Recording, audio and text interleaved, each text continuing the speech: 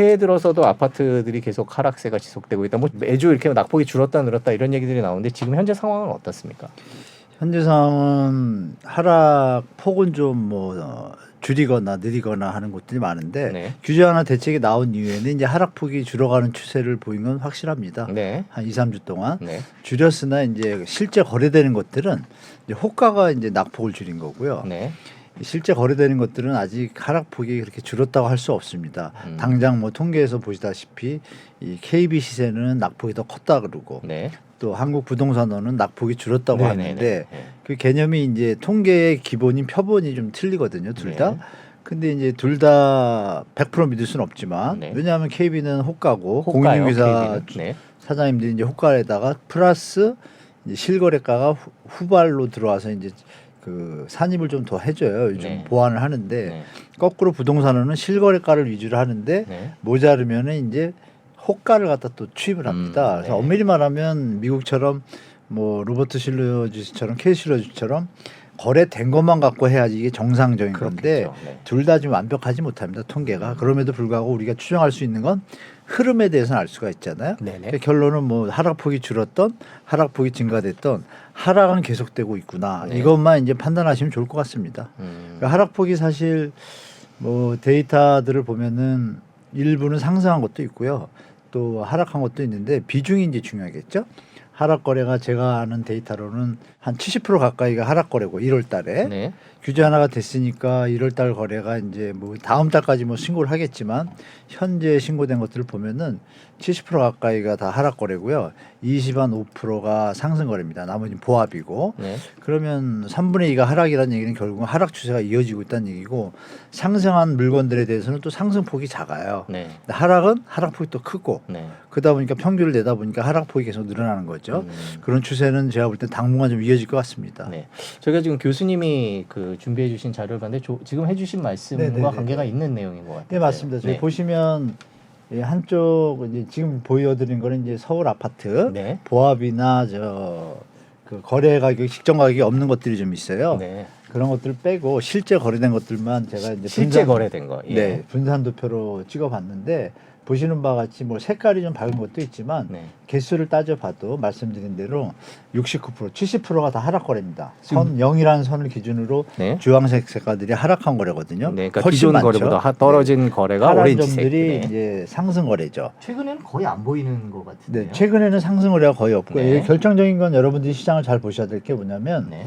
저게 이제 잠깐 텀이 있잖아요. 끄다리 가서 1월 20일 그 추석 때입니다. 추석이 오렌지색이 설날. 아, 네. 예, 예. 설날이 끝나고 나서 그러면 밥상에서 우리가 서로 가족들하고 얘기를 할 거 아니에요. 네네. 뭐 집이 없는 사람은 더 사야 된다든지 뭐 네. 있는 사람은 야 그래도 팔아라 네네. 아니다 가져가라 이런 분위기가 있잖아요. 네. 그러면 이제 나온 데이터를 보면은 둘레 6개가 거래가 됐는데 네. 다 하락 거래예요. 그러면 추세가 심리가 네. 다들 모여서 정서들이 아 이게 좀 하락하니까 앞으로 길어질 수도 있겠다라고 판단한 분들이 많다는 얘기겠죠. 저게 지표가 우리가 그렇게 추론할 수 있습니다. 그래서 저는 앞으로도 이 현상은 좀 이어지겠구나. 금리 인상 또 하늘에서 했고 또 내일이나 모레 또 금리 인상하잖아요. 네. 그러고 나면 완전히 금리가 고착화되는 기분이 들기 때문에 심리적으로 제가 볼 때는 상방으로 들기에는 역부족이라고 좀 봅니다. 네. 지금 마침 또 금리 얘기를 해주셨으니까요. 네네네. 보면은 최근 시장 분위기는 뭐 하락이다 이런 쪽으로 모아지고 있는 거는 네. 맞는 것 같은데 이 하락 요인에 대해서는 전문가분들마다 좀 의견이 다르신 것 같아요. 주 요인들. 네네. 교수님께서는 어떻게 보고 계세요? 일단 뭐 FOMC도 있고 금리 얘기를 해주셨으니까 예, 예. 이제 금리가 어떤 영향을 미칠까 부동산 가격에 대해서 어떤 의견을 갖고 계신지. 일단 우리가 그냥 편하게 시장을 생각하시면 될 것 같습니다. 우리가 필수 재건, 뭐 기호 재건 간에 능력이 있을 때 사잖아요. 네. 그리고 거기에 이제 대출이라는 요소가 등장을 하면 더 살 수 있는 가수요가 등장을 하겠죠. 네. 그런데 만약에 시세 차익이 발생할 어떤 미래에 대한 예측이 된다라면 무리해서라도 또 들어가겠죠. 우리 영끌 때처럼. 네네. 그러나 역으로 무리해서 들어간 값들이 어느 정도의 상단에 다다랐을 때, 그러니까 뒤에 수요자가 따라갈 수 없는 상태가 됐을 때, 그때는 이제 가격이 고점이라고 우리가 표현하잖아요. 네. 그러면 수요자가 뒤에서 계속 받쳐줘야 올라가는 힘이 이어질 텐데 추세가 꺾이면 어떻게 되겠어요? 내려올 일만 있잖아요. 예, 비싼 가격에 아무도 안 사주는 거죠. 그렇죠. 네. 그러니까 그 간단한 거죠.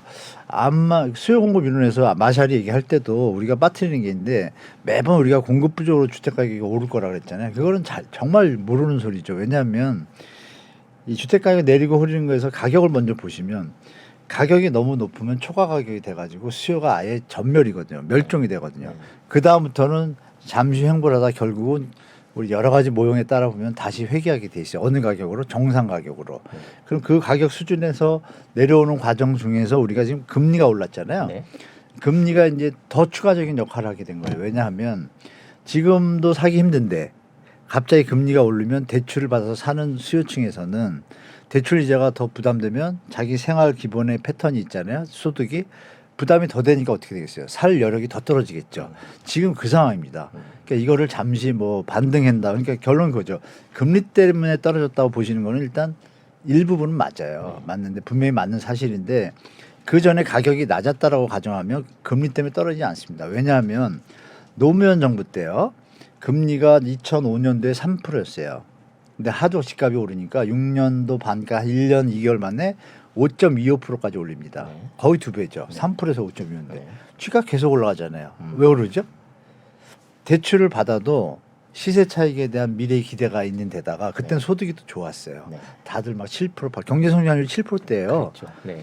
그러니까 미래에 대해서 부담을 자기가 부담할 수 있다고 판단한 수요자들이 계속 붙어줬기 때문에 올라간 거죠. 근데 지금은요. 정반대잖아요. 네.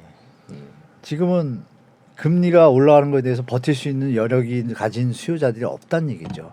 그 얘기는 뭐냐면 가격이 너무 높다는 얘기죠. 만약에 이게 가격이 낮았다라면 지금도 올라가겠죠. 그러니까 우리가 편하게 생각할 것은 가격에 대한 기준점을 두고 이 기준점이 살 수 있는 가격인데 금리가 올라간다 그러면 어느 정도 부담할 수 때까지 따라갈 수 있지만 이 가격이 더 올라가 있으면은 아예 괴리가 너무 심하다 보니까 지금처럼 어떤 현상이 벌어져요?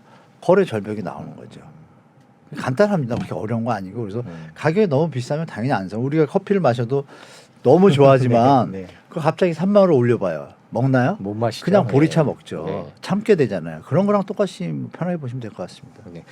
그 금리는 지금도 확실히 그 부동산 가격도 높고 금리도 높고 지금은 그런 상황이라서 계속 예, 가격은 예. 내려갈 거다 이렇게 정리를 하면 될까요? 네, 그 중에 이제 하나가 제가 이제 다른 방송에도 자주 말씀드리는 그 주택 구입 부담 지수가 있는데요. 주택 구입 부담 네네, 지수. KHAI라고 하는데 네. 그 부담 지수가 우리가 200 지금 14.6을 찍었어요. 네. 근데 노무현 정부 때 그게 164. 네. 수치로 따지면 한 자기 중위 가구 소득이 네. 중위 가구 주택을 샀을 때 평균적으로 부담하는 이제 소득 대비 원리금 비율 상한이에요. 네. 상한 비율인데 그게 이제 노무현 정부 때는 한 140 근처까지 갔어요. 네. 갔다가 떨어졌죠. 네. 그 7년 동안 하락할 때 박근혜 정부 때는 80대까지 떨어집니다. 서울 아파트 가격이. 네. 그 수치가. 네. 근데 지금은 214.6을 찍었어요. 그게 어느 바꿔서 말하면 네. 소득의 54%를 중위 가구가 중위 주택을 살 때 소득의 54%를 부담해야 살 수 있다는 얘기거든요.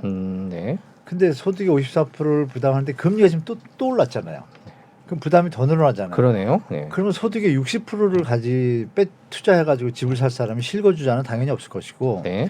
투자 수요만 있을 텐데 투자 수요가 보기에도 이거 부담되는 가격이거든요. 그러니까 지금의 현상이 계속 이어지고 있다고 보시면 될 것 같습니다. 네, 지금 방금 주택 구입 부담 지수를 말씀해 주셨는데 네네. 그 주택 금융 통계 시스템을 제가 네, 바로 지금 바로 들어가겠습니다. 들어가 네. 봤는데요. 잠깐 보여주실까요?